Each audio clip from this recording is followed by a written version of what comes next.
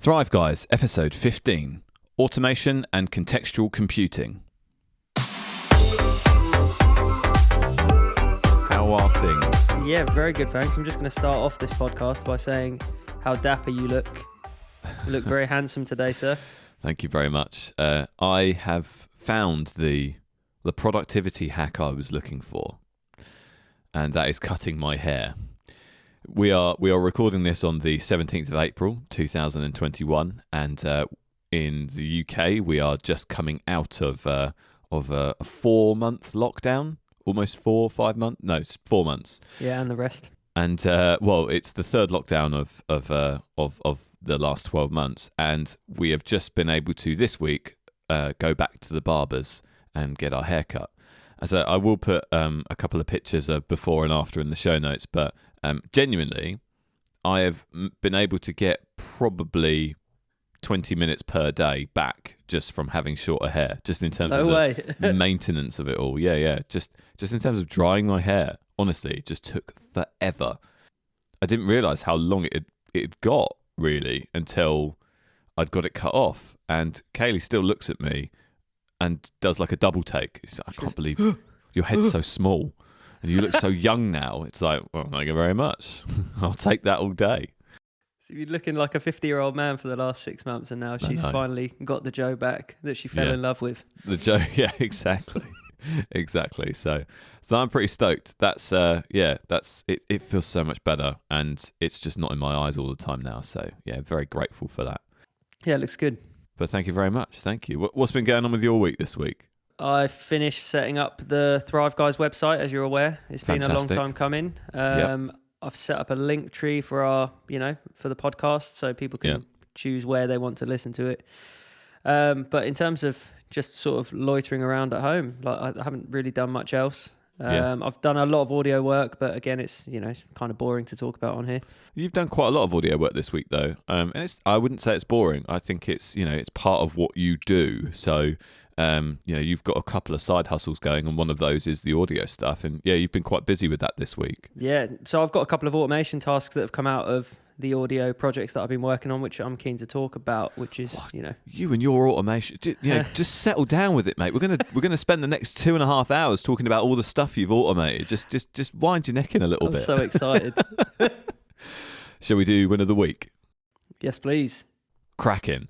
So, Win of the Week is a segment at the top of each show where we get to share something that's happened this week that we'd like to celebrate, just to make sure we start our conversation on a positive note, because we can get sidelined pretty quickly, can't we? So we post a reminder on our platforms every Friday. So if you'd like to share your Win of the Week with us, and we'd really like to read them, just tag us on your post on Twitter or Instagram with our handle, which is @ThriveGuysPod, or with the hashtag Win of the Week. So Dan, why don't you kick us off this week with your Win of the Week?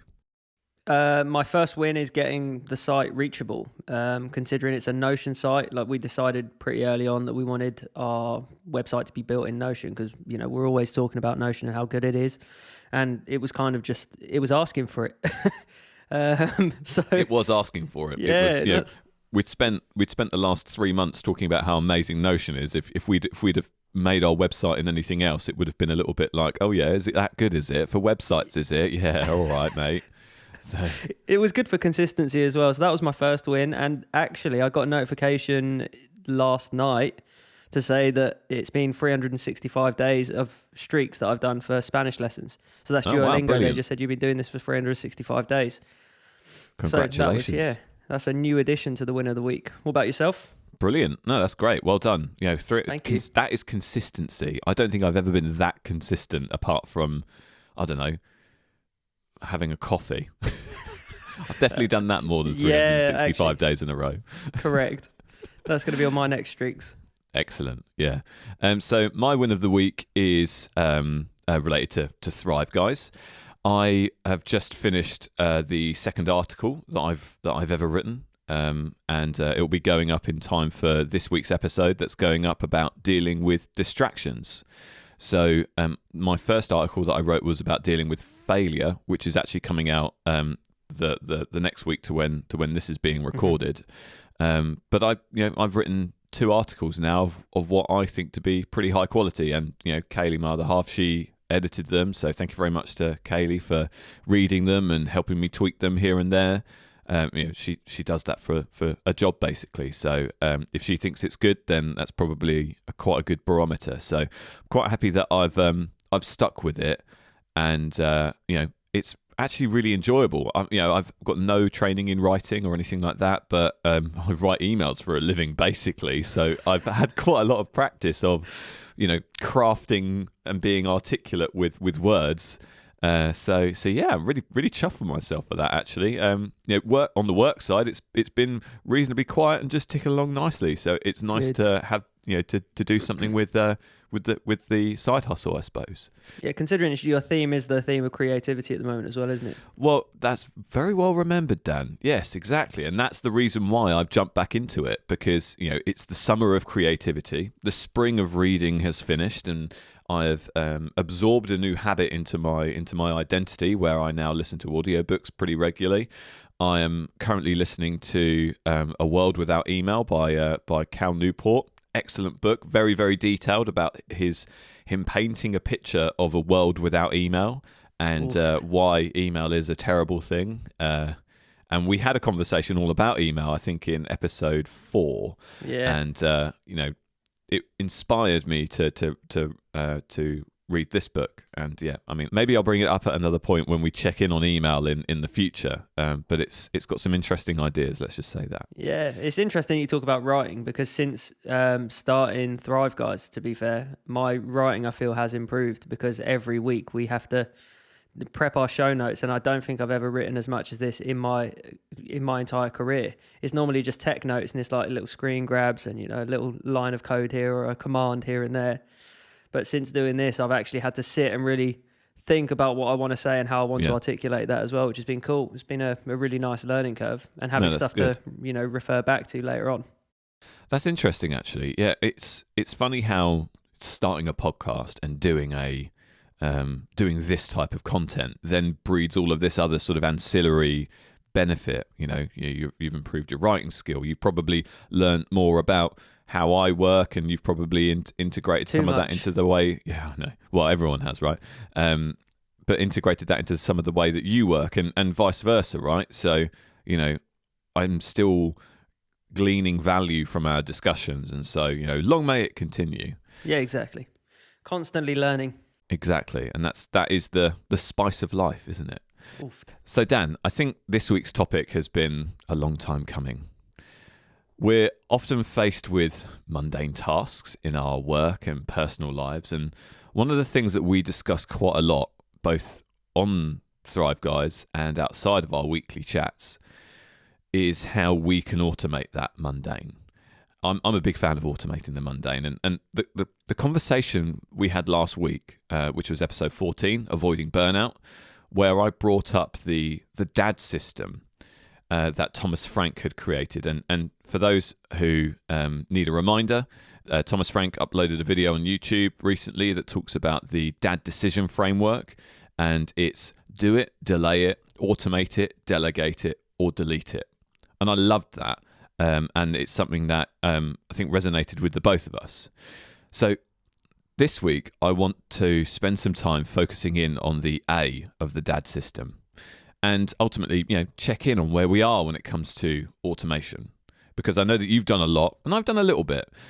So I think that's going to be a good place to spend some time. And also, I want to introduce the topic of contextual computing, which is definitely related to automation, but it's something that I want to introduce now, so that we can kind of check in on where we are with it, over the next weeks and months. So yeah, does that sound like a plan?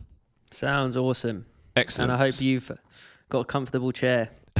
I do have a comfortable chair, and I could probably go get another coffee while you do your monologue, I suppose. We talk about gratitude. I'm grateful today for my infinite scroll on the MX Master, so I can scroll through all of the notes I've put here. I love that. So Dan, look, I know, we've hinted to the fact that you have automated a lot more than I have. Actually, it's pretty wild how much more you've automated than I have. So why don't we start with what those automation bits and pieces are, what they mean to you, and let's go through some of your best examples. Okay, cool. All right, I'm going to take a quick breather and a sip of coffee. So if you could just remain seated, please. Yeah. Bing, bing, bing, bing, bing, bing, bing. That's the whole music. Yeah, and I'm enjoying that as well. Excellent. So automation is the wind beneath my wings, Joe. The George Clooney to my Batman, the Jared Leto to my Joker. Oh, right. Okay, that went weird. Joker. Jared Leto to Joker. That's an interesting one. Well, George Clooney to Batman. You get where I'm going with this. Anyway. Yeah. Historically, I've always referenced like automation as like a big buzzword, as everyone assumes it takes a lot of prior coding knowledge. You have to be a developer. And quite frankly, when I started diving into this, everyone seems to use the word automation for everything, like anything and everything. Right. For example, a calendar appointment, you can say, right, I've got a recurring calendar appointment. Or you could say, oh yeah, I've automated a recurring calendar appointment. Pops into my calendar every week. You know, people just use the word, frequently. So it becomes difficult to, in my opinion, to kind of define what automation originally was and, how it can work for you. So it took quite a lot of research in terms of what I wanted to automate and what kind of other people have done. So in my current scenario, my automation aims to just be my personal assistant. It tells me what, when, and how I'm supposed to do certain things based on guides I've written for myself. Right. And the purpose, therefore, is to free me up to do kind of more engineering and offer support to some of my colleagues, or preferably, so I can move to the Bahamas and let my automation run at my home in Bedfordshire. But I love that. So that's what it means to me. So that's what it means to you. So essentially, it's very much automating the mundane. If you can find something that you can get your computer to do without your input, that is the sort of thing that you will try and automate, right? Yeah, because I don't want to take away from the cool stuff, the interesting stuff, and the gathering of information and the reading of that information, digesting it, and providing some sort of clarity to it, because that's ultimately where you provide value to yourself as a person and ultimately to your clients as well. If you're just sending them, like I actually had a conversation with one of our directors yesterday, and it's like a client doesn't want just a tick box that says, yeah, everything's fine. They want to know that somebody's provided some care to that and looked through a list of things and kind of clarified that and said, right, we've got one of our engineers to look at your system. It provides that human touch that people kind of crave as well. Like imagine I just said to you every morning, Joe, I've just sent you a tick and it says, Thrive Guys, everything's up and working. It might be nice, but from a services perspective or from like a personal perspective, it's nice if I go, Joe, I've checked the website. I've checked that our emails are up. I've, an email's come in and we've seen it, or, I've checked that your new article's been uploaded successfully, or, that the podcast's been uploaded a day early or something like that. So are you ready for what I have automated so far? I'm ready. Lay it on me. Perfect. So, yeah, I mean, as you've alluded to, maybe a better suited question at this moment in time would kind of be, what haven't I automated when it comes to my life at the moment? I really kind of jumped in headfirst and created a whole design framework that I now operate almost everything out of. So I operate my own, and I'm going to do air quotes here, I operate my own Dan bot, and in brackets 1, because it's the number 1 Dan bot in the world, which acts as my PA and does everything from creating documents to, reminding me to claim my expenses.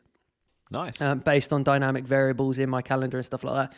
So before I kind of go into the nitty gritty, I've split these into 2 base categories for the purpose of the podcast, which is, personal and work automations. And then I'd kind of be, I think maybe we go through personal, and then I'd be keen to hear kind of some of the automations you've done as well. So yeah, okay. So let's do your personal ones, then I'll kind of share my like 3 lines on automation that I've done. The way I'm gonna split this down into automation, kind of pure automation, and then contextual computing, which is kind of some of the automation stuff that I've done. So yeah, lay it on me. Let's hear your personal ones, and then I'll kind of talk you through where I'm at on automation. Perfect. So the first one I've got is episode creation into Dropbox. So as you're aware, we put all of our audio into Dropbox every Saturday after we finish our recording. Yeah. So originally I'd set this up as an iPhone shortcut, which you're well versed in, and it used to pop up a notification and say, what episode is it? And it would just be a little window at the top of my iPhone. What episode you're recording tomorrow? I'd check what episode was last week. Just type in the number, whatever, it's 10, and then that would create a Dropbox folder, and it prefixes it with EP or however whatever our format is. So this week I found that was kind of it was a bit problematic because I have to have my phone open, I have to unlock my phone, I have to swipe down, and if you want to look at what episode it is, it's kind of, you have to close that down, then look at what episode we've done recently if you don't know it, because I don't actively, I don't consciously think of what episode we're doing next. I just know based on the topic. So I changed that, and now it runs on my Windows box at 1:00, because on a Friday at 1:00 I'm definitely at my desk. Yeah. And I see a pop-up come up and it says, what episode is it? So I can have one window open with the pop-up that says what episode, and I can have my other window with, the Five Guys Notion, and just quickly look into that and say, we're doing episode 15 tomorrow. Hit enter, it uploads the folder. I'm actually looking, I was going to discuss this with you at some point, but I'm looking at embedding folders in there. So it'll be the Dan folder and the Joe folder. So then we can keep them separate, because at the moment we've just got one folder that just has your audio, my audio, and then we can have maybe like an edited folder as well, but we'll see. I've got a shortcut for my Spanish lesson on iPhone. I've kind of asked the question to myself, whereas, whether I would define this as automation, but it is, because I press one button and it takes me to the latest lesson and I'm just ready to go. Press one button, pop, ready for Spanish. That's more like contextual. That's a contextual shortcut. That is, let me get through all the cruft to get to where I need to get to. So we'll stick a pin in that and we'll come back to it when we talk about contextual computing. So I built an out-of-office generator. Okay. And this works by asking me a simple question. So literally when I run it, it asks me, when are you coming back to work? And I respond with, let's say, Monday, 1st of January. This then spits out a text file with the waffle filled in for me in terms of what my out-of-office should be. Because I always tend to find that whenever, you're not off every week, so you don't really know what you want to write. And you want to keep it, blanket statement across the company, like, please contact these people, or, you don't want to just be like, hi, thanks for contacting me, I'm off, bye. Yeah. So I've got a template that I just run, and it's like, it puts the date in for me and gives me a text folder, and it opens it up, and I can just copy that straight into my email. Cool. My expenses reminder, I put this under personal tasks because it's just that I get an email from my bot that says, hi Dan, I've detected that you worked a weekend, and it checks it every Monday. So I fill in my calendar with dates that I work on call. It looks in the calendar and says, yep, I've detected that you've worked. It checks every day. And if it detects that I did work a weekend, that I was on call or I was on shift, it then sends me an email saying what I was doing, and with a link to my expenses platform, so I can just click on the link and start applying for it immediately. Brilliant. That's really cool. Yeah, because there was a big focus on like people not just storing up overtime and claiming it over 3 months or whatever. You're supposed to claim it on the week that you've done it, so it kind of keeps the business in check. Yeah. I've got a bin reminder. I think we spoke about this before. In terms of automating this. So it's a simple yet effective reminder that comes up with a notification on my phone saying, have you done the bins? And it also sends a text to Kerry and says, it's actually quite polite. It's not like do the bins. It says, have you put the bins out yet, or do you need me to do this? Because it's like sometimes when I'm back in the office or I'm away or I'm, I could be out walking river. It's like, well, we need to remember to do it. It just, make sure we're both accountable for it. That's funny. We have talked about automating our relationships in the past. I think we talked about it as early as episode 6 when we were talking about our battle stations. And so it's funny that is still in place. I've done some of the same thing. I have little snippet text responses that I can just hit a button and it just fires off. So it's just easy. We're old men now. Typing with our fingers is for cavemen. We need to automate. Yeah, we need to automate where we can. Yeah, all of our arthritis, etc. Brittle bones. No, it's quite cool because it just, I think it's like 7:00 on a Thursday, whenever it is, our bins are supposed to go out, and it just texts. And I put that it's from Dan Bot. I don't want it to look like it's coming from me, because then she's going to respond and be like, do it yourself, something like that. Whereas if it's from, this is an automated text, it kind of instills that look. That's hilarious. There's no point in responding. He's not going to see it. That was his bot. That was his PA. See, I didn't do that. I made it out like it was me because I wanted to take the credit for it. So that's where you and I are different. Well, yeah, I've applied some. Yeah, I've basically named all of mine and some sentience to. Is it sentience? Yeah. Yeah, sentience. Yeah. To my bot. I have a stock market notification because it just basically comes up and asks me if I want to open the stocks app, and asks whether I've, set limit sales and stuff like that. So it's just a nice reminder that the stock market's open. because I found that it was pretty pants when you set a calendar appointment, because it's like it will mark you as busy, or you have a big block out in your calendar. So I don't want to look at the stock market all day, and I don't want to know when it opens and closes. I just want a reminder when it opens to see what's going on. I literally look at it for like 5 minutes and just close the app. It's done. So yeah, I've actually configured a personal bot, which is a shift bot, I call it. This checks my calendar for any dates I'm either on call or an abnormal shift pattern. Because I work early shifts, late shifts, normal shifts, and then on weekends I can be on call. So this is stored in like our platform at work, which means that, we've got multiple layers of authentication, and you have to have your work phone and stuff like that. It's quite simple. The way I've done it is I put into my own calendar, my work calendar, which is on my iPhone. Right. I've put all the dates that I'm doing abnormal shifts, not normal shifts. Mm-hmm. And my bot runs every day, and it just says, if like the statement basically works that if it's an abnormal shift, notify me.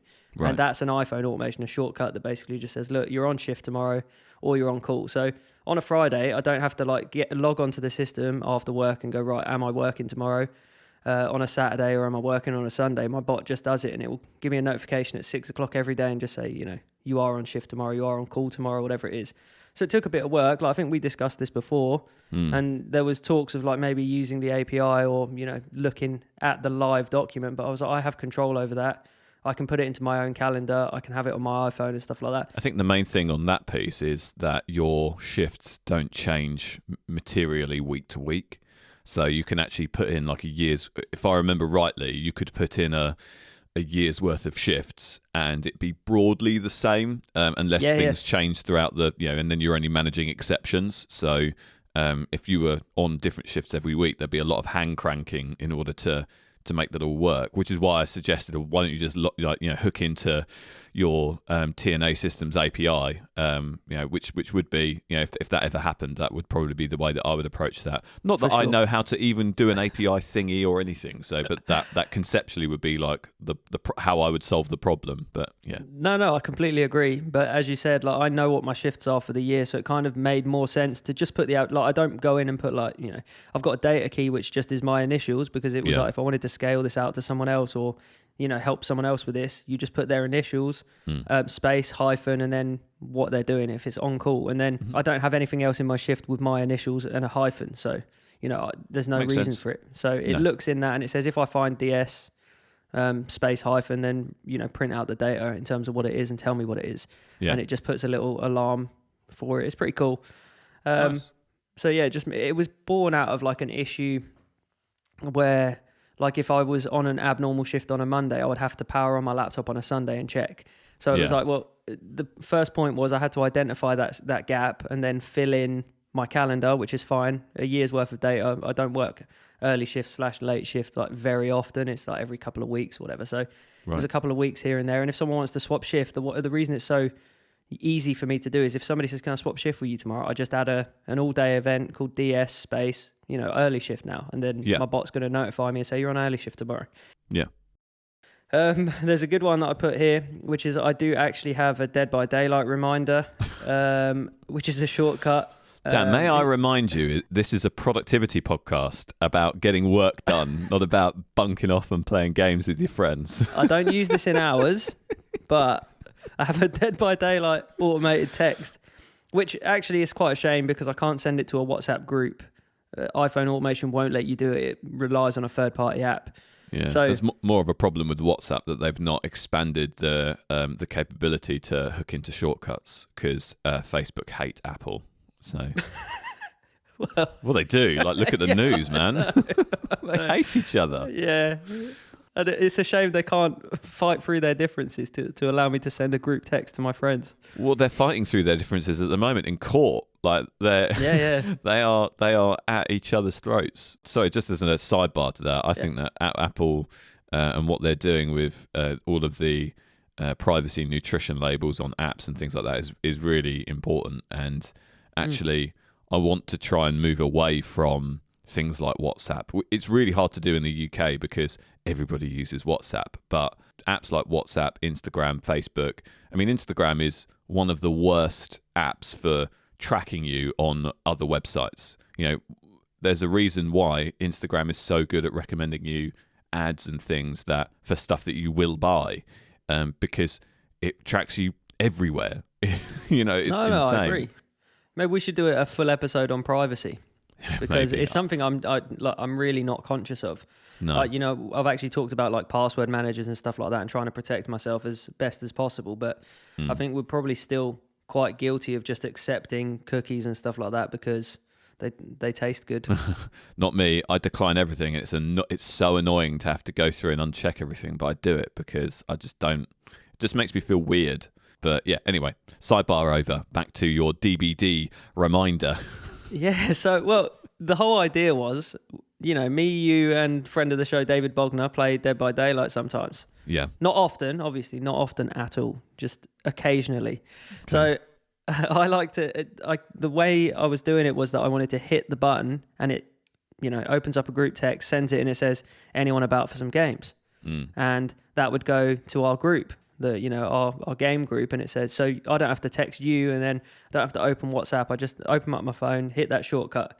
But because it wouldn't send into the group, it basically, the automation runs just to a friend of the show, David Bogner. Okay. So the other way around it is I could create the script where it does text to him and then text to you, but then it's like kind of pointless because we're all in that same group, because I could iMessage to you. So it's like, you know, it'd be nice if we were all in iMessage or, you know, all in WhatsApp, and it would actually just allow me to message the group. Yeah. I'll be honest, I don't use it often, but it was just one of these things that I was, you know, when you get into that hole of automation, you just like, this could be fun, and I configured that. I think you could do something where you run a shortcut to open a note and then copy it.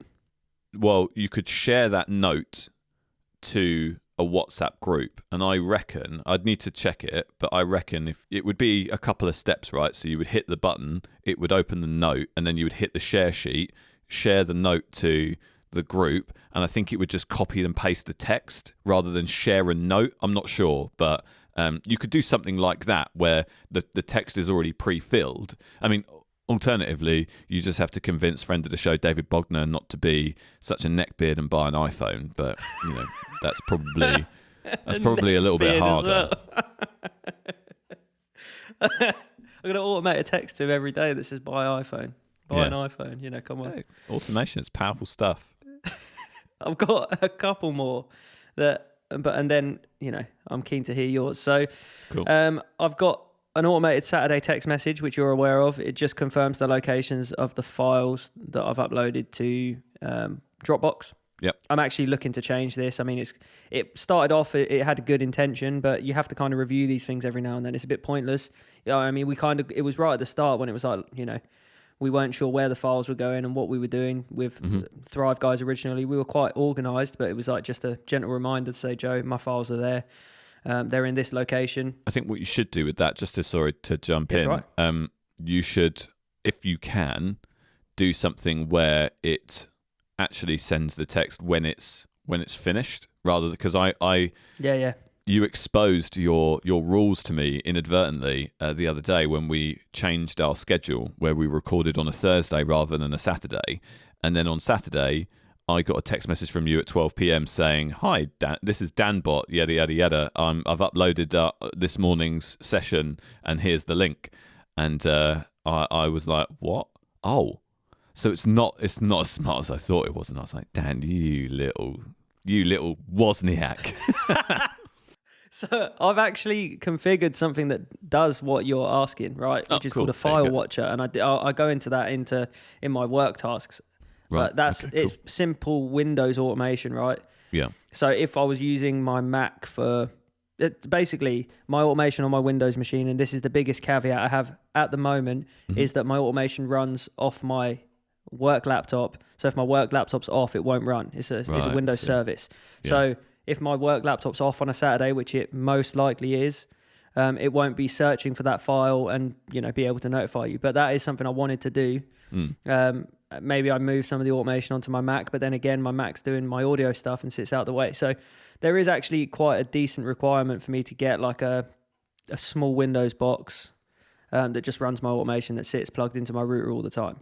But that's phase 5 for me. I'm on like phase 4 at the moment in terms of little bits that I'm doing. I'm just building up because it's like an outside of work task. It's kind of building it into my work life and then building it into my personal life and kind of keeping them synonymous. So yeah, I think you could do something like that with Automator. We'll talk about it after the show, but I think you'll be able to do, if a file is created in a particular folder, send a message to me saying this. You could do that quite easily using Automator or something like that, or a combination of Automator and Hazel or whatever it might be. So so it's literally just called a file watcher. So it watches a particular file location that you set, which would be episode, which I can basically set because I'm configuring the episode to be created, right? So I know what the number is as an input value. So you say whatever it is, episode 15, that's my input value, and then you basically build the file watcher out of that and say, I'm using that input value and I'm looking for it. Yeah. So one of the newest things I've created for my personal automation is an audio client folder structure generator. And I'm working on the name because that is very long-winded. Yeah. You can call it an ACFSC. ACFSC. So I'm just trying to summarize it, but I built this literally yesterday and I tested it, and it's really cool in the sense that it asks me for the client name. So, right, Joe, you want to do some music, and you message me and say, mate, we should do some songs together. I say, cool. So client name is Joe Page Music. I enter that. It then goes into my Dropbox and creates, in an automated folder, it creates Joe Page Music. And in that folder, it creates invoices, Logic projects, mixes, masters. Nice. And I did toy with the idea of being able to send the link straight to people. So you ask for a client email address and it sends that folder directly to them. But after it creates all those files, it sends me an email and says, this is your folder structure that's being created and here's your link for it. The issue I found is that with Dropbox is if you want to share a link, you have to already kind of have the link shared. And because I'm doing the creation process before, I can't share like an already shared link, if you know what I mean. Yeah. So I can send an email to myself and basically say all of these files have been created and they've been placed in this location. So now when I go onto my Mac and I start working on an audio project, I just literally, because it syncs across my devices, I can just save straight into that Logic projects folder and everything's backed up, because historically I kind of put things between hard drives. I have multiple backups of my projects, but I just wanted to make it consistent and make it all on Dropbox. That's brilliant. Yeah, it was a really cool one. And it was just about like saving time. If somebody messages me and says, I want to do some songs with you, I can send them that, and then they've got I think actually I added a fifth folder, which was uploads. So I could just send that to them, and it's under their name, under their uploads folder. And I just say, if you've got any demos, upload them here so I know where they are. Yeah. And I just download them from Dropbox when I need. So yeah, it was like, that was one of those things where I've been trying to tidy up my Dropbox and actually pump the gas when it comes to my audio stuff, because I've got loads of it going on, and it's like I just wanted to make sure everything was consistent. Yeah. And you want to remove the cruft around doing the thing, and we'll get onto this when we talk about contextual computing in a tick, but you kind of want to remove all of the journey to get you from the idea, I want to do a thing, to, okay, I'm ready to do the thing. And that's, for me, what automation is all about. It's just automating that the bit, the admin bit, so that you can get on with doing the value add bit. Well, that's my point as well. You want to focus on the creative side of it. Likewise with Thrive Guys, you don't want to manually get up in the morning and manually create a folder and say, right, I'll create a folder for Dan, I'll create a folder for me. Let's upload these folders. You want someone to do that for you, so we can focus on doing the talking and actually the content creation. Likewise with the music, I don't want to have a client come in and say, yeah, I really want to work on a song with you. And I go, okay, cool. Let me just sit here and I create client name. I create all of these folders, and then I go into Logic, I create a new project and I say, what's the song called? It's, I don't know, My Name is Jeff song. And then I save that into the Logic projects, and it's like, then I've got to create a mixes folder to share with them and say, right, there's your mix, what do you think? And then have that, because you can actually apply comments to Dropbox and stuff. So if you send them a mix, you can be like, put your timestamp, tell me where it is. Somebody might say hi-hat's too loud here, and it's like, cool, yeah, I'll sort that out. And it's like, it's a nice way to work. That sounds good. The whole point is I use my automation, as you mentioned, to get rid of all the cruft. Yeah. And that's the main point. That I tend to find, if you ever talk to people about automation, they go 150 miles in one direction, where they're like, so if I'm talking about automation, can I create an automation that logs into my machine, loads up Notion, creates a page, and then puts all of my notes in there from my head, and then sends that email to myself and tells me that the notes are done, and then saves a copy to my Dropbox, and then sends another email to say it's done. And you're like, well, hang on. Like, start at the beginning. What do you actually want to do? And it's like, well, actually, I just want, I want to log into my machine and create a Notion page. And it's like, cool. So start there. What bit's taking you ages? Like, what can you take out of that timeline? So I've also got my last personal task is a backup of my automation. So I've talked about all of this automation that I do for work and personal. Yeah. And a big source of anxiety for me is like, well, what happens if this breaks? How do I restore this? Because I need it. I don't just want it. I actually need this now. It's like how we've built so much of our stuff into Notion. I'm actually heavily reliant on it. And when that note come out from David that said, "Oh, we're going to do some maintenance," I was like, "What? Notion's going to be down temporarily?" It was like for 1 minute. Yeah, I know, but I still just kind of thought, "Hang on a minute. What if this doesn't come back up? Oh yeah, good point. Where is my stuff? Like, you never know what's going to happen." So yeah, backup my automation is done. All of that, years of hard work put into this. So what happens is my automation application will back up to my OneDrive, and this is where that file watcher comes in. My file watcher looks into that folder and says, right, you've done a backup. So it takes it, appends the date to it, and then uploads that to my Dropbox, and then sends me an email saying I've backed it up. Just, your backup was successful. Goes to my personal email, says, there you go, mate. So if I ever have to revert back to it, it's attached to that email. There you go, mate.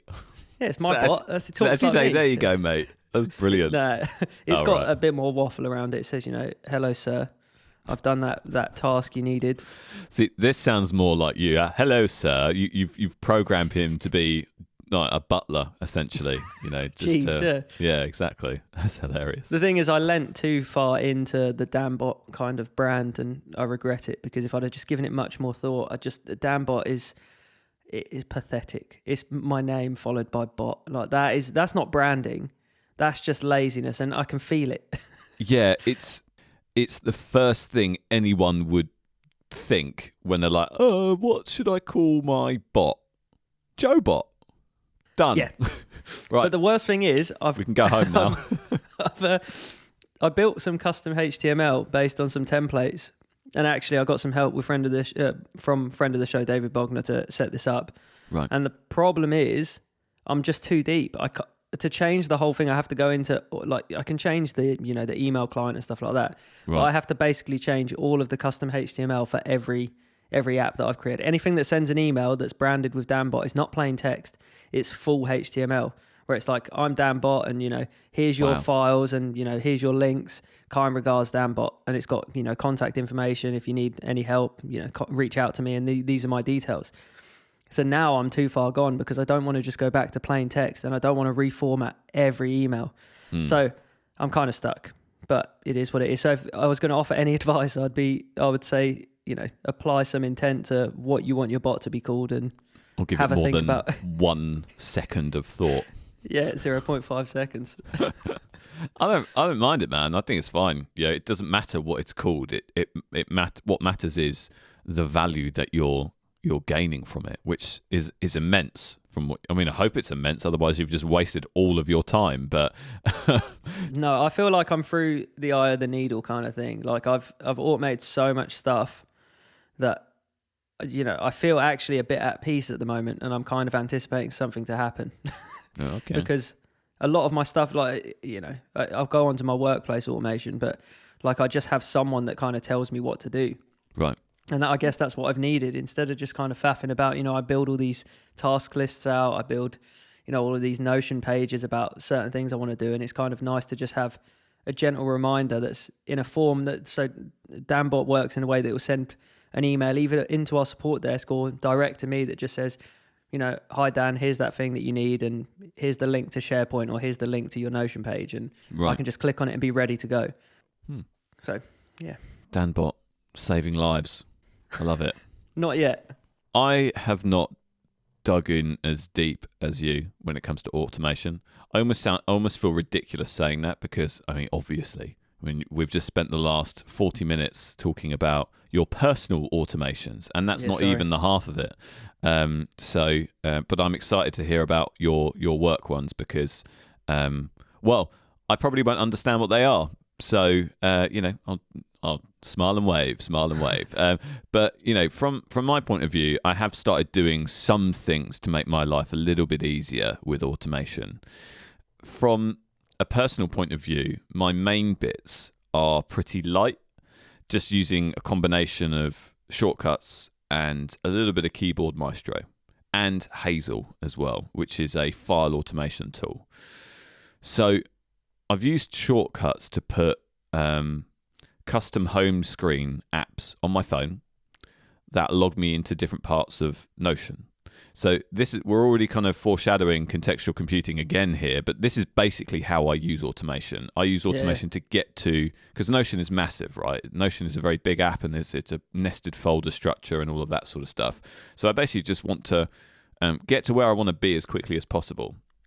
So I've actually created more mobile-friendly versions of some of my pages for my tasks, my habit tracking, my weekly reviews, and my projects, so that if I need to get at these on the go, I can just tap a button and I'm jumped into that relevant area. And I've just basically done that using shortcuts and open a URL, because the way that iOS works is really it's a lot better than the way it works on a Mac, because you can just use a Notion URL, HTTPS, whatever, and it will recognize that it's a Notion website, and it will open the app without you having to do anything extra in terms of moving the URL around or doing anything weird. Perfect. This is a tip I got from you, and I loved it. I now have on my iPhone, I have like a link to Thrive Guys page, to my audio one, and to something else. I'm actually going to have a quick look, because it was so, I found so much value in that in terms of, learning things from each other. I just didn't really piece two and two together. I have also a shortcut to my daily notes, because, I keep a journal. So now I can just, if I need to make a note, like an interesting event that's happened, or I've learned something and I'm out and about, I can just hit on my daily notes and go straight into that page and start typing. Excellent. No, I'm glad that you've taken that on board, because Notion is like 5 or 6 different apps in one. It makes sense for you to have different buttons to get to different parts of the system, right? Because in a non-Notion world, you would have different distinct apps to do those things, right? So it makes sense. I also have these set up for my TV watch list. So if someone recommends me a new show, it's one tap and I can add that to my TV movie watch list database.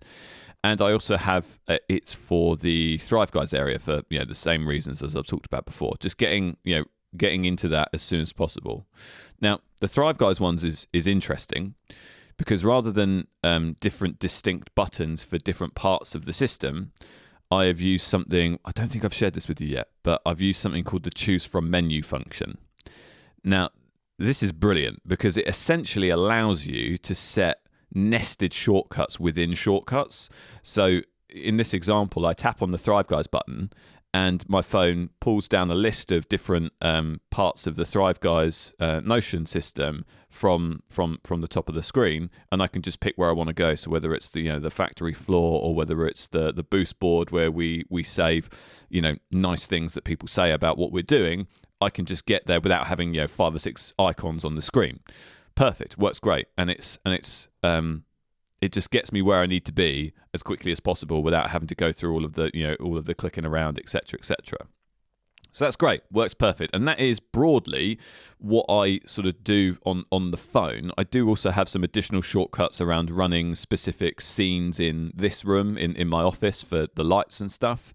And I also have some shortcuts that I run for toggling dark mode on and off and things like that.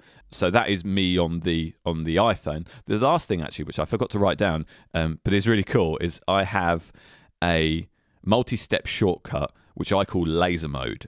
And laser mode is basically the thing that I invoke when I want to really focus and my phone is starting to distract me because I'm struggling to get into the flow of my next action. So what laser mode does is it changes the lights to my focus color, which is basically daylight, which is what it's like right now. This is like my work light, right? And It then sets myself to do not disturb. Mm-hmm. And finally, it plays a Apple Music playlist, which is my focus playlist, connects to my HomePod MIDI and starts playing. I'm interested to see what you describe as focus music. Lo-fi instrumental hip hop is what I listen to. See, that's cool. Yeah. I just kind of had in my head, that Led Zeppelin song. Is that the one that's like, Yeah, that's the one. I wasn't going to attempt it. It's too early for that. I'm like absolutely like smashing my keyboard, just like, gonna get this email done. Yeah, I can just imagine that. Yeah, I'm glad it's lo-fi hip hop though. I appreciate that. It's just chill, no vocals or anything like that, because that messes with my head when I'm trying to write something and I'm listening to someone saying or singing something. That's just that's just distracting rather than focusing. So that's the phone. I have talked about some automations using Keyboard Maestro before on episode 7, dealing with distractions, and I've written about it in an article as well, all about dealing with distractions. In short, I have a few Keyboard Maestro shortcuts set up to hide every app or quit every app, to put my Mac to sleep and things like that. So just quick ones that I can just go quick keyboard shortcut and it does a thing or a couple of things to make just navigating my computer a little bit more straightforward. I'm going to go into the work stuff in a bit more detail when we talk about the contextual computing piece, because they align in a massive way. They are kind of one and the same essentially. So that is me when it comes to automation. So a lot less than what you're doing, but we've only scratched the surface with you, Dan. Like, why don't we chat through what you're doing from a work point of view? The biggest value I got from automation in this instance was actively defining my framework. So I designed the whole framework of how I operate. And this is the thing I got most value out of, not in terms of how the processes work, but how I wanted them to work regardless. So, and I feel sad saying it, but it's mainly built out of paranoia of losing documents and not remembering things. Sometimes somebody will say, "Oh, do you remember this?" Or, "We need to do this thing for this client. You done it before. Can you do it again?" And I'm sitting there thinking, that was, 2015. How am I supposed to remember it? And now I don't have to remember it. My bot does that and says, "Oh, that thing that it's a health check that you wanted me to do. Where is it?" And I just run an app that would be health check and it spits out the document and gives it to me. So my whole framework is quite simple. I think you might appreciate this, is that I never touch the source material ever. So if you've got like your propositions, and in your propositions folder, you never touch, your client propositions, your let's say you've got client ABC and it's their propositions. You never take that and do anything with it. Right. The whole framework is built around taking a copy of something, renaming it, putting it somewhere else, and then start whatever you need to do. Yeah, that makes sense. So it's quite simple in terms of data flow. I have a template in OneDrive or Dropbox, whatever you want to use, whatever your preferred repository is. It's given a standard name, so it'll be proposition_template. It downloads the file, appends with a dynamic variable based on system time. So if you download it, I then append like a value of, day, month, year. So then it's always that. So if it was proposition template, it would download proposition_template and swap out the template for today's date. So it's a completely dynamic document. And then it would put it into, a folder that's like ready to go kind of thing. Yeah. You could even just have it where it just downloads it and calls it _new. But I found that if you do that, if you're just doing new each time, you then have another folder of just like, proposition_new as opposed to proposition_ when I done it or what it is. Yeah. Makes sense. And I just kind of feel like if you're doing that, you're a bit of a maniac. But so uploads to a new repository and the action is either open that document and get it ready or notify someone. It doesn't have to be me. So in my work examples, I fire an email from my corporate email address to the relevant people, meaning it takes ownership away from me. So I download the template. It took a lot of work because I built basically a templates repository into every client that I work with. And wow, okay. Yeah, so I created an automated tasks and then templates, and I always just pull from those templates based on what it is. So if somebody's like, we want a new task and we need to do it weekly, I'll go into my automated tasks, go into templates, build a template. What's the task? Oh, it's we want somebody to download this particular log each Friday or whatever. So I write that down in my database and say, right, the frequency is 6, is every Friday. This is where the file exists. What do I want to do with it? So yeah, I've kind of put an example here. So let's say you have a finance proposition. It would always work under this same framework. So your proposition would live in a nested file structure in your repository. You take proposition underscore template.doc, download it, append it with a name with some sort of suffix, or, you know, you could even have it where you take an input and say, you know, what's the client you're working on? It's ABC. Yeah. And then you could put that as a prefix to it. So it'd be ABC underscore proposition.doc. And then it would either open it up or notify you and say, your document's ready, it's here. You know, I tend to do it on the basis that I take that document and upload it to another place in SharePoint and just tell someone, there's your folder. And I actually do it in a sense that I would email and say, here's your instructions on how to complete it if it's a mundane task. So the reason for this is that I don't want to have to sit and explain to you and say, Joe, this is how you do this work. And every week you go, right, so I've got that file that you said. So what do I do with it? And then I have to go, right, so click here or download that or run this query, whatever it is that you have to do. Because then that's still ownership of me to do things. Yeah. So Danbot now does that. It says, here's your file, here's your instructions. And if you have any questions, come to me, right? If you can't follow these instructions, that's fine, because I can always change the document and just put it back in that templates folder. Yeah, that's huge. That's very much where I want to get to with file automation, because, you know, a lot of the documents that I create are standard documents that are then, you know, rejigged for different clients. And one of the things that I've been trying to do, and I'll share the story later on, is basically every time I create a particular project file, I want to have a keyboard shortcut where I just type the keyboard shortcut in Finder, and then it just goes and creates all those files with the relevant prefixes and stuff, and it's like, right, it's there, it's ready to go. I don't have to go and find the templates, open the templates, rename them, blah blah blah. So this is my point. You got if you have a templates repository, it's the case of just downloading it, and so you could actually take an input at the start that says, all right, Joe, what's the client's name, and it's ABC Limited, and it will go into that SharePoint location, download the files, prefix it with all of those, create a folder structure, and they will all be the same, which is what I've done with the audio business, right? So everything will always be in the same place under the same format, and they're just empty documents. So I don't actually do anything with the material in the documents. I just created a blank version of them. So it's got no client name, and I replaced all of the client names with insert client name here. So it's like, you can go through that and say insert client technology here, but the format will always be consistent. I love it. Yeah, it took a lot of work to get to that point, but it's kind of, as I said, I'm over the hill, and I'm kind of now just reaping the rewards. So it's a good time to talk about it. Excellent. So a couple of examples. I've got quite a lot of work tasks, but I'm just talking about the main ones. So I've got a client weekly report where people want to know, what their peak of agent usage is and stuff like that across a contact center. So we've got a query that we run. And every Monday at 9:15, I think it is, it sends an email into support from me and says, right, can somebody gather this information?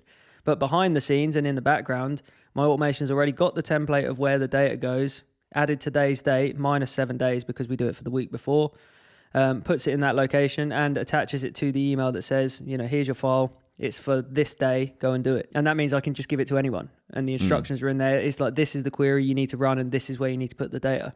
Do the same for call forward reports. Is actually something that isn't offered by the PBX that we work for. What's PBX? It's it's basically the calling platform, right? I didn't even know what a PBX was. Peanut butter extreme. That sounds awesome, to be fair. It does. Peanut butter extreme. So anyway, they don't offer a report that says, here's your call forwards.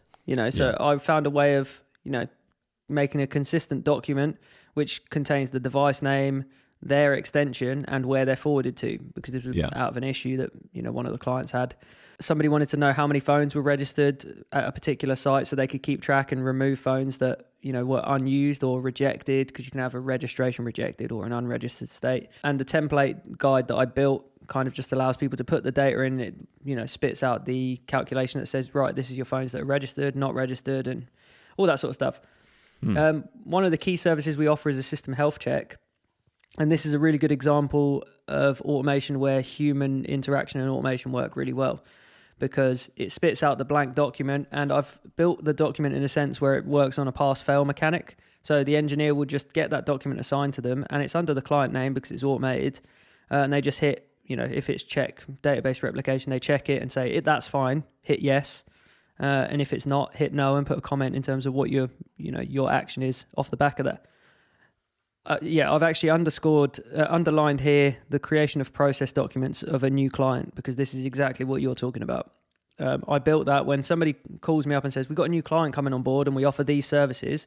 I go, okay. I run the app and enter the client name, and it creates the whole folder structure for them on SharePoint and says and I can just basically send the link to someone and say, there's all your documents. Wow. So that took a lot of work, but I really should show you that. I'll maybe record a Thrive Bite on it, because it's really cool to see. And it's, once you understand how it works, it'd be really nice to kind of help you get that working for yourself. I mean, I'm not too clued up on how it works on Mac, but I'm pretty sure I can migrate some of my automation to Mac and, at least help where I can. Yeah, it'd be interesting, even if it's just the principles of it, so I can then use the technology that I have available to execute it, and then we can share that with our listeners as well, because why not? Yeah, exactly. There's also a weekly incident tracker that I got involved in for friend of the show, David Bogner. Nice. He is supposed to find a template document and add all these incidents that are there, because it's a weekly incident tracker, and apply some comments to it. So now every Wednesday I run my automation automatically. It then creates a new file that's based off the template, sends it to him and the SDM, and they know where the file is, and they can just basically click into it and start amending it. So they now both have the same document, because before it was document, he would have to download the template, do his work on it, and then send it to the SDM and say, right, I'm ready to go. Right. Whereas now it's all in the same repository. And it happens every week automatically. It's just, it was really good. I also used a WebEx bot called Rememory, which sends a chat reminder as well, which is cool. Nice. When I read that in the show notes, I thought it said rosemary. I don't know why. Just, when you quickly read something, you go, why is it called rosemary? Like, why have you got Dan Bot and rosemary, but it's Rememory? That's fair enough. Wow, I'm bamboozled. There's so much there that you've been doing. Like credit to you. That's wild. So you are an automation expert, an automation aficionado, I would say. Like, what would your advice be to someone who, maybe me, maybe someone else, who isn't quite so well versed and maybe isn't quite so sort of experienced in doing what you've done? What would your advice be to someone starting out? Well, I would start off by, and this is how I done it actually, is split down your tasks.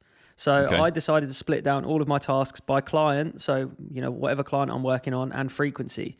So a task is, either going to be hourly, daily, weekly, monthly, quarterly, biannually, yearly, whatever it is you want to do, but define that immediately and define when you want it to run. Because once you know when you want it to run, you can basically work out how much time you're going to save and whether you want to invest any time into it.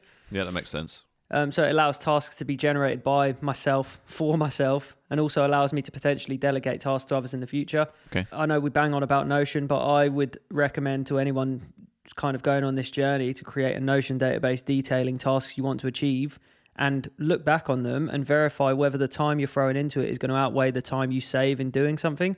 Yeah. Because it's very easy to go, right, I want to automate an email that goes out to someone every day with a dynamic file attached. And then you actually realize that you could just send it. You could have it in your drafts and just send it. So what is you kind of have to step back and ask yourself what the automation is going to do for you. Yeah. Is the time that you're about to invest in automating this thing better than you just doing it? Because it takes you 20 seconds to do. No, I totally agree with that. And obviously that time builds up, but it's like if you're spending 3 weeks of your life trying to get this little process working, like I kind of, with my automation, if I can't get something working within the first kind of hour of looking at it, I just pop it in the bin and start again at some point. Because it's just kind of how I work. And so once you've identified the frequency of a task and what it is you're actually wanting to do, the automation kind of just makes sense. Like now I've explained that to you in terms of having a template repository, downloading the file, amending it. Obviously it sounds daunting when I explain it like that, right? But once you understand that theory, you can already start putting the things in place, which is, can I create a templates repository of blank documents? Do I have that? That's step one for you. That should be phase one. Create a templates folder that you want to pull information from. And another bit of advice I kind of give to the listeners is name your bot or automation. It was really helpful in me being able to define it for other people. Call it Jeeves, Jarvis, Joe, whatever the Three Stooges. It just made it really easy for me to clarify what what was a quote unquote Danbot task versus a standard task, instead of saying, how do you explain that to someone? Oh yeah, let's go to Dan. He does some automation. Whereas if you go, people can start actually like vocalizing that idea and say, right, can Danbot do that? Yeah. And then you kind of, you assign that task into the Danbot folder, or, instead of being like, oh, can that thing that you do that, you've got that program that's doing automation and it schedules some stuff, like, can we use it? You apply a brand to it and everyone can quite comfortably, like, it gives you visibility across the business as well, in terms of someone saying, all right, can we make that a Danbot task? Easy. Yeah, done. Yeah. Yeah, it's hard. It makes it easy for defining a workflow process as well, because you can kind of say, like, actually, the manual work is done by the engineer here, but Danbot will automate the email stuff. So it kind of puts a bracket in terms of what it does. And yeah, exactly. Okay. Yeah, so that's my advice, is start by defining frequencies, because you can even just start very quickly by putting calendar appointments in. Like, say, for example, you do a proposition for a client every week. If that's in your calendar, or it's like Monday morning, 9 a.m., I write a proposition. That's when you can start going, can I get a bot to download the proposition for me and create a template every Monday and open it on my desktop so I'm ready every Monday morning? Yeah. Or find stuff that's repetitive, because that's how you'll start building your bot out, or building your automation out. Wow. It's a lot to take in, yeah. It's a lot to take in. It's been my life's work for the last, I would say, probably 8 months. I've been working on bits here and there, because I've failed many times at getting bits to work, and I leave it for a while and come back to it. Yeah. Well, I mean, credit to you. That is like it sounds like an insane amount of work, but the benefit that you get from it as a result, it's kind of a set it and forget it kind of thing, isn't it? It's wild. Credit to you. So should we move on to contextual computing? Yes, please. The way I wanted to frame this, because we were talking about automation, it's broadly related, but it's kind of it's a bit more of like not a philosophy, but it's a way of thinking when it comes to automation.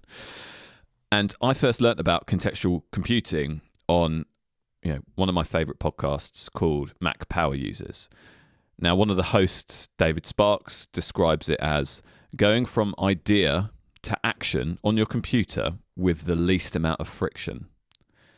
Now, we've all I'm sure, had the situation where we start our next task. Now, that could be an email, for example, or a proposal, or a contract, or a support ticket, or whatever it might be. And so, in the example of an email, we go to open our email client to send that email.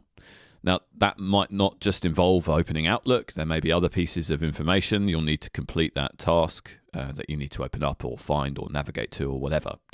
Also, and this is the thing I hate about email clients, what does it do when you click the button? What does it want to open first? Your inbox, the central hub of all distractions, and my least favorite part of my computer. So unfortunately, in order to get through the thing you want to do and get to all of the bits and pieces that you need to do the thing, you have to navigate this minefield of distractions and what I call faffing about, in order to get from this is what I need to do next to I'm ready to do this thing. So contextual computing, in a large part, is using automation to remove as many barriers as possible to get from the point A to the point B that I just mentioned. So I thought I'd start with, just outlining what my contextual computing strategy is today.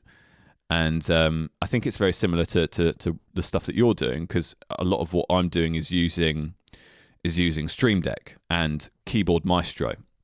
So I'd like to kind of preface this with the fact that I'm at the very start of my journey here, because I decided to grow this organically over time, rather than sitting down for a day and trying to contextualize my entire life. So I've been building these up whenever I felt like I was doing something that was taking longer than I would like to get up and running. So I'm going to start on the phone, and I've kind of described largely my contextual computing on iOS and iPadOS, because it's basically all shortcuts, around removing the barrier between idea and task, and getting into a specific place in Notion or getting to a specific place in any other app, so that I'm not going through all of the distraction elements in order to get there. But on the Mac, because that's where I get the majority of my work done, it is slightly different. So essentially what I've done is I've set up workspaces, or desktops, I guess you could call them, based on the different types of work that I normally need to get done. And I do want to expand this out further in the future and add additional sort of steps to the automations to these existing ones. But let me just run you through what I've done so far. I have a proposal context which opens the Finder to my templates folder, waits until I pick the proposal template, and then opens that template, opens my standard inserts template, which is like the nicely formatted bit where I put the numbers in, moves them to one on the left-hand side of the screen and one on the right-hand side of the screen, and then starts my toggle timer for writing proposal. So within one press of my Stream Deck and then opening the relevant proposal template, I'm ready to work, and I'm not having to go into various parts of the file structure or anything like that. It's just there, it's ready to go. That must save you so much time. Yeah, just as a simple thing. Like, that's wicked. I really enjoy that. Well, you'll like what I'm about to tell you as well, because I've got another one called Contracts, which is broadly the same. It opens Finder to my contracts templates, and then it waits until I pick a contract template, and then does something slightly different, but the same kind of philosophy. It opens that file, moves it to the left-hand side, opens Company's House, the Company's House website, because when you write a contract, we contract on legal entity. So we need to confirm that the legal entity is the legal entity, that, with all the Company's House data and all of that kind of thing. So it opens up the Company's House website on the right-hand side, and then starts a timer and toggle for contracts. So within a button press and a picking the template, I'm ready to work. The third one I've done is Project Admin, and this opens Notion and CRM on either side of the screen, because I'm updating my projects, but then I'm also updating CRM for internal business reporting. But then it also quits all the other apps and sets Do Not Disturb. Good. So I'm not getting distracted. I'm not getting Teams notifications and things like that. That is my admin time. And the final one I've set up is reporting prep. And this is, I have to do monthly kind of forecast and KPI reporting, and it's in the form of like a spreadsheet and a presentation, essentially. So this context is opening a specific Excel file, which we use to report forecasts. It then also opens the slide deck, which we use to present the key projects that are about to land. And then it opens up CRM to the specific dashboard that I use to fill this all in. And then it runs a timer, and then it sets Do Not Disturb, and it quits all the other apps. And so that whole process, and that coupled with getting all the data up to date in the project admin piece, honestly saves me about an hour and a half on that task. But just by having everything in one place and being able to make sure that I update it on a regular basis. It just seems painful, even if you know where the files are. Like, based on what you've done, it's wicked, because if you imagine doing it manually, you have to find the presentation, find the spreadsheet, open up the CRM, log in, then open Toggle and go, right, I'm about to start this. Actually, hang on, my email's still open. I've got to set myself to Do Not Disturb. Oh, hang on.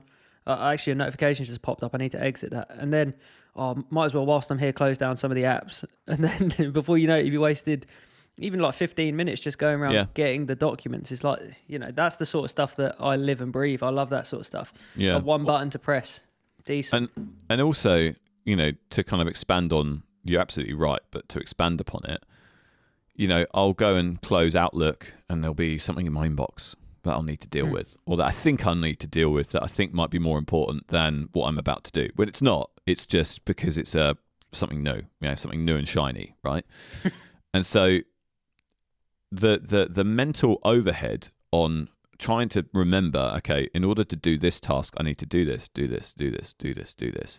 is immense. It's more than you think, right? Yeah.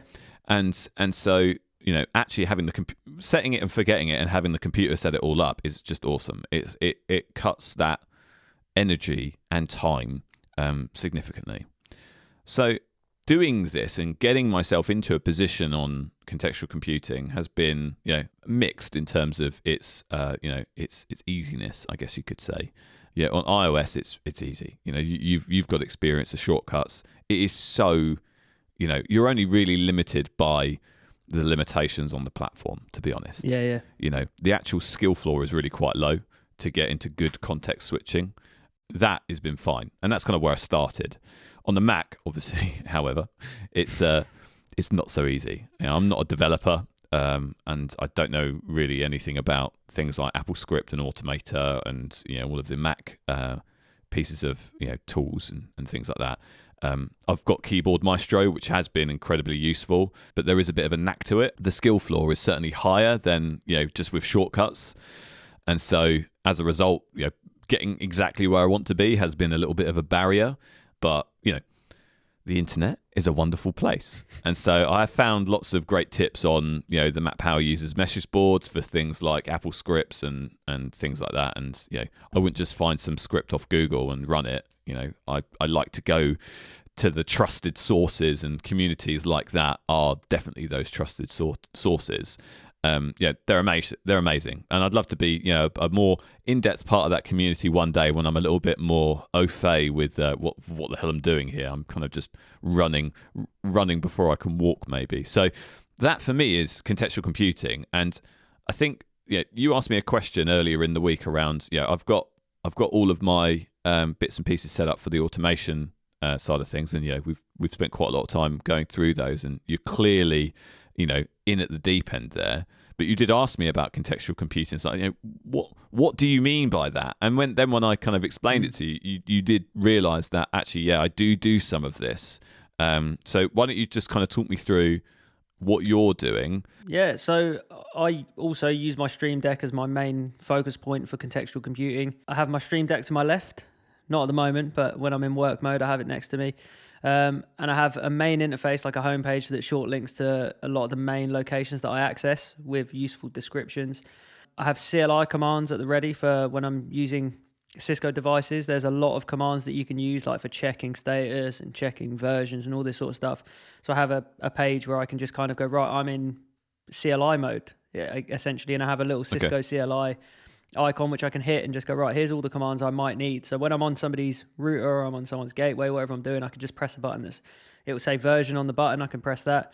So I have that as my like context when I'm on CLI versus when I'm just like browsing or typing and all this sort of stuff. I have a study button, which doesn't actually do anything from my PC perspective. It just has my link to all of the study places. So a lot of my contextual computing, when I've kind of thought about it, seems to be based around my Stream Deck. I have different pages for different actions. We operate on a service desk basis. So I have a service desk button that will take me into that, and it's got all of my email templates, and it's got all of my templates for when I'm writing notes, because when I write notes, I think I explained this in an earlier episode where I do like an issue, troubleshooting, next steps kind of thing, and I work on that philosophy. Nice. So I've got a button that will just input that and it pastes the text for me. So, when I hit the study button, it just takes me to all the things that I'm kind of actively studying. So it could literally be Spanish. It could be, some of these websites that's just got a page that I'm, currently viewing and stuff like that. The other context switching I do is really around the Notion shortcuts. I actually, on my Windows desktop now, have an app icon for my daily notes and for my wiki that I use for work. Nice. And I have an OBS studio set up because there's been talks, and we kind of, we allude to it sometimes about setting up little short tutorial videos around these kind of topics, which is on my to-do list. So I set up OBS to test. So I can press OBS and then it takes me to all my modes, like being able to record straight from Screen Deck and change the camera view and change what I'm looking at. So the whole idea behind it is that I've got an input from my phone and my iPad all on my Windows machine. So when I'm recording like a description, I can show people what it looks like on the iPhone and the iPad just in one video, instead of doing like a video saying, this is Todoist and this is how I use it on iPad and this is how I use it on iPhone. It's like I could just say, all right, the screen differs between iPad and iPhone. So there's been a lot of testing around that, but it's like my OBS studio mode. But that's like, if I'm after work and I want to record something, I just hit the OBS button. Again, doesn't do anything interesting about opening the app or closing anything else down, but I'm kind of thinking that's where, in terms of future automation, there's a lot around that I haven't really explored. So that's kind of opened up a new world to me. Excellent. I'm actually thinking about some of the apps that I can open and close based on an app on my desktop. And I'm actually quite interested in that. I didn't realize that you had one that, was shutting things down for you and stopping you from being distracted. So I've just made a quick note of that. I've even got ones where, the one things that I didn't talk about, which is not really context based. Basically, I have a button on my Stream Deck for booting up and shutting down. So one button is boot up, where it opens up Notion and quits all the other apps and runs my boot up timer. And then I've got a shutdown one, which quits all the apps, opens Notion and runs the shutdown timer.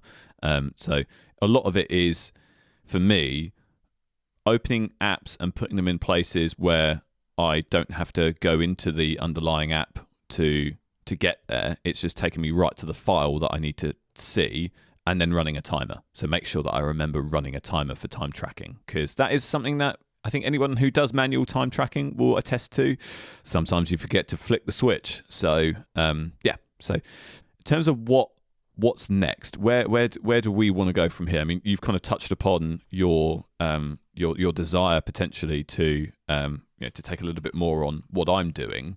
For me, there's two core things that I want to do. The first thing I want to do is find a way to leverage deep linking. So let me just explain what I mean by that. So in most parts of a computer system, you can get to specific parts of an app or a file or a specific folder using a URL. Now, a lot of developers are actually really good at leveraging this type of functionality and make it widely available. Some not so much, but they're typically there. Sometimes the URL is a HTTPS URL, which is like a website, which will open in a web page, or sometimes the app will pick it up. Notion, for example, which is what you were referring to earlier in the episode. Notion will open it in a web page unless you replace the HTTPS with Notion : / which then means it opens it in the app, which is amazing. I love that. Because you can set up, I've got a button on my Stream Deck, which is a Notion Action Center button, which basically I press that, it pushes me back to Notion, which is always on my first desktop, and it will open my action items page, basically. So it's like, right, send me back to home and send me back to my to-do list. That I press that button and that's what it does. So that's really great. What I want to do, and this is where I've hit a bit of a brick wall with Notion, unfortunately, is build upon the contextual computing model to add links into my central dashboard. So what I want to do is use these URLs to basically, in one area, if I'm working on a project, for example, I want to show the CRM URL, which is a website. I want to also have the URL for the file structure on my computer, not in OneDrive like in a web page. I don't really, because no one manages files in the website version of OneDrive. They do it on their computer, right? Because no one wants to manage files on a browser. It's just clunky. So that was my idea, project file in Notion, hold the link to the opportunity in CRM, and also the project folder in OneDrive. Alas, when I paste the Finder URL, and the way that I found the Finder URL, by the way, I found a piece of Apple script, which I bound to a keyboard shortcut in Keyboard Maestro, which essentially, when I'm in Finder, copies the Finder URL of the file that I'm in to the clipboard. Mm-hmm. And so it's a bit hacky, a bit scripty, but it works. And the link works perfectly. But when you paste it into a bookmark type block in Notion, or if you use the link type block in Notion, it doesn't recognize it as a link because it has too many forward slashes at the start, because it's I'll take the Finder one, for example, it's file : ///. It probably doesn't work as the same nested file structure that Apple operates in as well. It's literally because it's the 3 slashes, and that's because the way that the file structure works on a Mac is the first part of the file structure is a forward slash, and so it thinks that you've put too many in. So when you take one away, it then realizes, oh yeah, no, there is a link. It's a / //. But then when you click it, it obviously doesn't do anything because it doesn't recognize that it's a thing. So that is something that I want to try and find a solution to, and I haven't really got there yet. But maybe, and I have to be very careful about what I say here. Maybe I need to look at alternatives to Notion in order to actually get this get this exactly where I want it to be. Because Cancel. I've tried lots of other apps, and it works perfectly in Notes. It works perfectly in things like Obsidian, which is a similar thing to Notion in terms of the personal knowledge management type system. The one thing that's always holding me back from trying these other apps is the database table function in Notion is pretty unique, and I use that really heavily. So, maybe it's just waiting until the support for this is better in Notion, or until one of these other apps comes and does something that's an offer I can't refuse, if you see what I mean. So yeah, that's the first element. So the second element is automating the file creation, which I referred to earlier. That's something that I really want to lean into. Around when I have a new project, I want to create the folder, and then I want to automate the creation of those files based on the folder it's been created in. Now, I have tried this, and I have a word of caution to anyone who tries this themselves. So I'll tell. This. Yeah, I know because it was 4:15 on a Friday, and I'd just done it, and I was just about to clock off a little early. Because it was a Friday, etc. And I did this and then had to not clock off early and fix it. So the story is, there is a particular type of project that I do all the time, and the use case that I had was I wanted to automate the creation of all the files needed for that project when I create a new folder, and just assign that to a specific key binding. So the idea was that if I did semicolon file semicolon, it creates all of the files that I need to run that type of project, and renames them all and puts them into the relevant structure. So for this task, I was going to use Hazel because I've used it for some simpler tasks that I've not gone into on this episode, but maybe I'll talk about them another time. And I was having an issue whereby the files weren't making it to the final destination because the number of steps that it needed to jump through, in terms of the nested file structure, there was too many, essentially.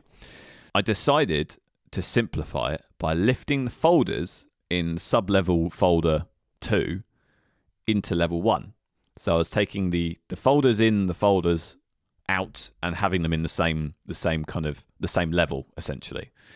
And removing the alphabetizing that I'd done, because it was basically A and then ABC Limited, ABC2 Limited, blah, blah, blah, blah, blah. And so I was just taking the ABC and ABC2 Limited and just moving them into the step forward, right?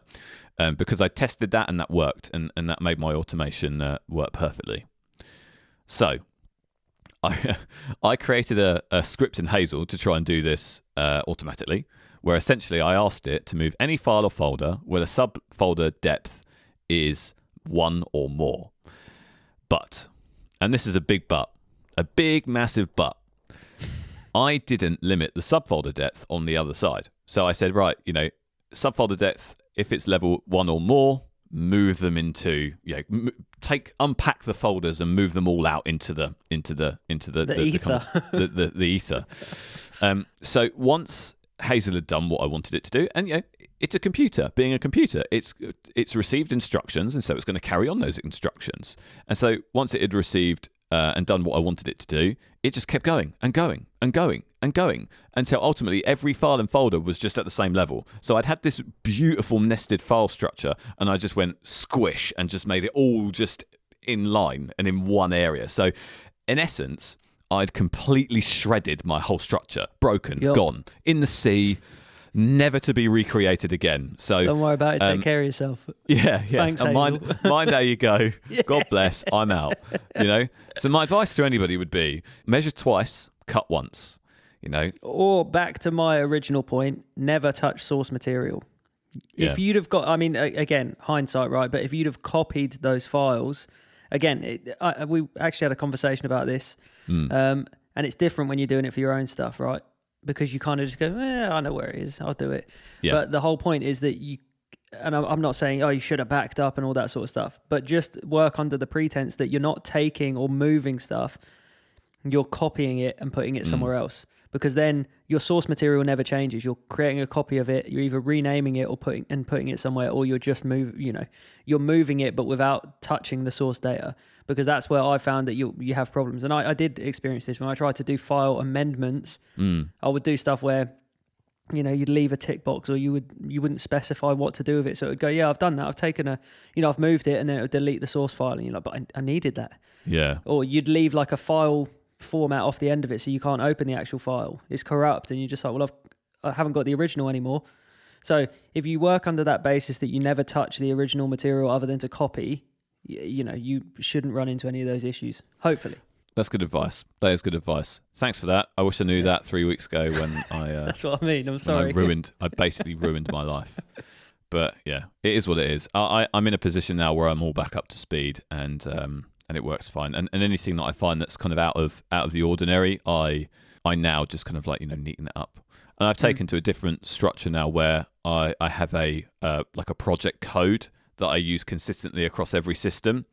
And so I'm thinking about using something like that, where it's like the first three letters of the client name, and then 001, 002 for every project after, just keeping it simple, right? Yeah. So I think I'm going to do something like that, and then run some automation off of it around the file piece. But I'm going to tread very carefully from here on out. So I think that's, we're about 90 minutes in. I think that's enough for automation for now.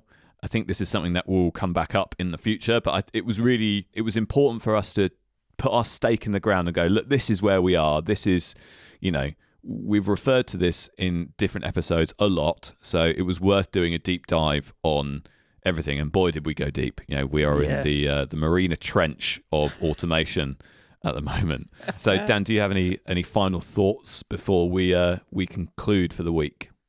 Yeah, for me, the whole purpose of automation is to save yourself time.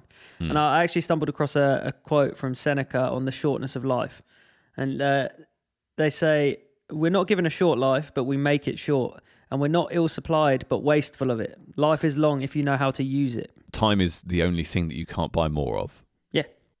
No matter what in life. So if you can do something and invest in something that will save time, I think it's a worthwhile investment.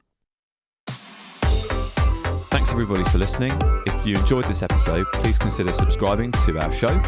And if you really, really liked it, please consider giving us a 5-star rating. That really helps us out. It helps us grow our audience. So, only if you loved it, but if you did, then that'd be really good. If you'd like to hear more from Dan or myself, please follow us on Twitter @ThriveGuysPod. Otherwise, we'll see you next week. Say goodbye, Dan. Goodbye.